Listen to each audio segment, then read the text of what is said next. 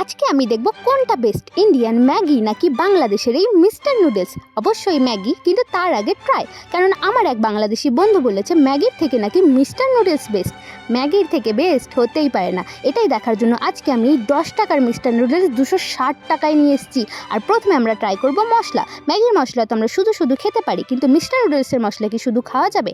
এটাই দেখার জন্য প্রথমে আমরা টেস্ট করব ম্যাগির মশলা। এটার টেস্ট এতই ভালো যে আমি পুরো মশলাটা শুধুই খেয়ে নেব, কিন্তু এরপর আর ম্যাগি হবে না। মিস্টার নুডলসের মশলা ভালো, কিন্তু ম্যাগির মতন অতটা নয়। আর এইবার হবে আসল টেস্টিং। প্রথমে আমরা খাবো ম্যাগি। এটা ঠান্ডা হয়ে গেছে বলে একটু স্টিকি হয়ে গেছে আর ফুলে মোটাও হয়ে গেছে, কিন্তু ম্যাগিকে টেস্টে হারানো অতটাও সোজা নয়, এটা একদম পারফেক্ট। এইবার দেখার পালা মিস্টার নুডলস কি ম্যাগিকে এই টেস্টে হারাতে পারবে।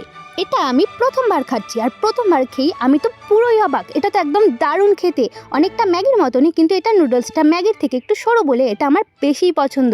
আর তাই খেতে খেতে পুরো বাটিই আমি ফাঁকা করে দিয়েছি।